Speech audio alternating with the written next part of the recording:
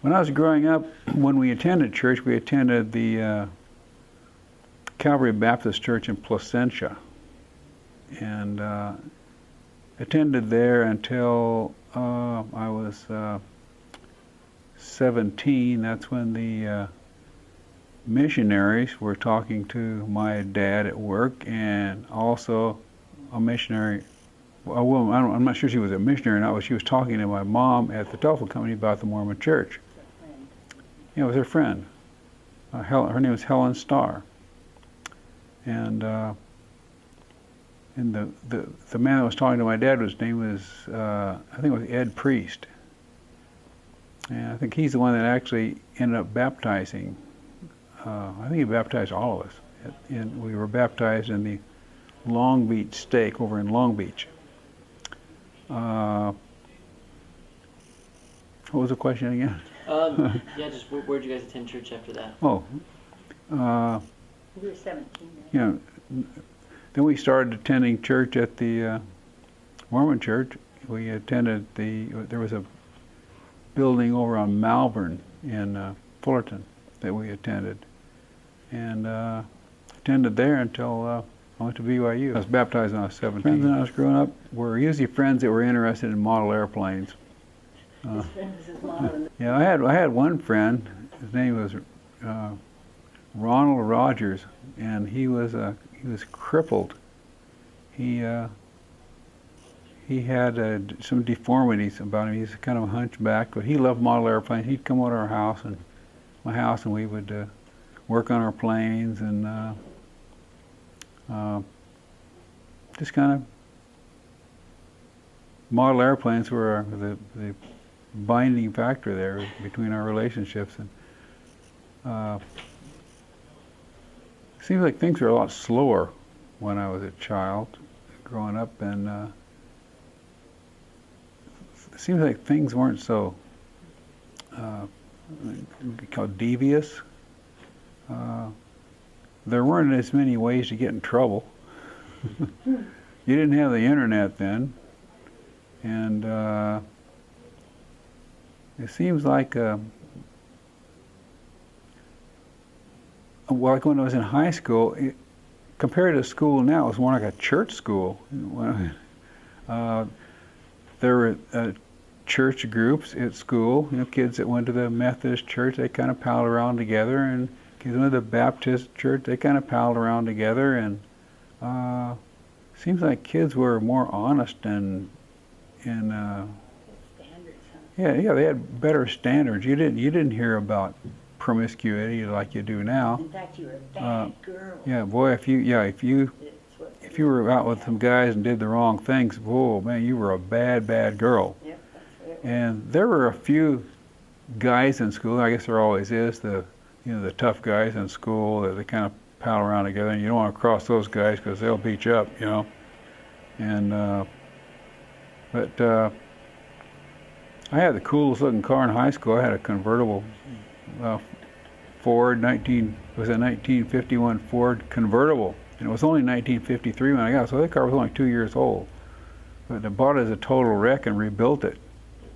It had been burned, and the interior was burned out of it. Well, I bought this car and bought a whole interior out of another car and put it in there, put it all back together, and then customized it, nose decked and electric doors and everything on it.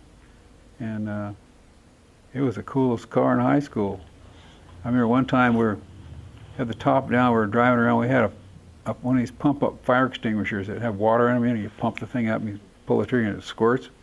And we were driving around the campus, and the guy in the back of my car were squirting people on the side of the road. Well, they squirted some of these tough guys, you know, and the tough guys, oh, you can't do those anymore. So we just about had a big confrontation in the locker room where they were going to beat us up, you know. But I was pretty big at the time. I weighed 180 pounds, and I was already 6 feet tall. And the other guy got in a fight, but the guy that was going to fight me, he never did throw the. I wasn't going to throw the first punch, so he never did. So it was kind of a standoff. Well, I always like to hear my uncle LeVere talk about his experiences in the war, flying B-17s over Germany. That I was, thought he was Marshall guy. That's the story. yeah, yeah, that was too. But Tell that one. yeah, also my grandfather, William Penn Renfro. The story is that he was a sheriff, or not a sheriff, a lawman in Oklahoma Territory, and that he and one of his deputies, or a deputy, brought in Billy the Kid? Jesse James. No, Jesse James, that's right, Jesse James. And one of my relatives said that he had a picture, a tin-type picture of them sitting around a campfire, that he actually saw this picture, but that the picture got burned up in a house burned down, and the picture burned up with it. So we got no proof of that other than what he said. But it's a good story. Oh, and another thing is said that he was an excellent shot. Said that in his older days, they were sitting beside this creek back in Oklahoma, or one of those, I don't remember which one. One guy says to the other, he says, "Hey, Bill," he says, "still you think you're still as good a shot as you used to be?" And he said, "Heck yeah." So he said he threw up a bunch of walnuts, and he said a cluster of them, shot, broke the cluster up, and then hit every walnut before it hit the ground with a rifle. Oh. Bam, bam, bam. You know, Yeah, so that's pretty good. And they also said that if he got in a fight with someone, that he wouldn't kill him, he'd just shoot the gun out of their hand because he didn't want to kill him. Well, I hope it's good things. But I think most people remember that we had a good family, that Martha and I loved each other, and that we built the shop. I have my grandmother's Bible. Michael's a Bible name, and Terry, Nathan's, well, Terry's a Bible name or not. I don't know what Nathan is. Rebecca is. And Tamara. I think Tammy's a Bible name too. And Sabrina just sounded neat. Seemed like it fit her. Oh, you're probably most proud parent. Probably when your kids are born. You know, it just feels really great to see that new baby there, and it just feels like you're successful. You know, you've done what the Lord wanted you to do. Mike is a very universal person. He can do about anything. He's really good at fixing things, you know, like they work in the shop here. He can do about anything. He's really good at making things, and then Terry's a great fisherman. He just really loves to fish, and he's very artistic. Nathan is Mr. Reliable. He's really good at dealing with people, and he's honest and has good character. Of course, they all have good character, but it just stands out with Nathan. And Becky, she's got to be Miss, I say Miss Perfect, but she's a really good mother, and she always takes care of her kids, really cares about them. And Tammy is, how do you describe Tammy?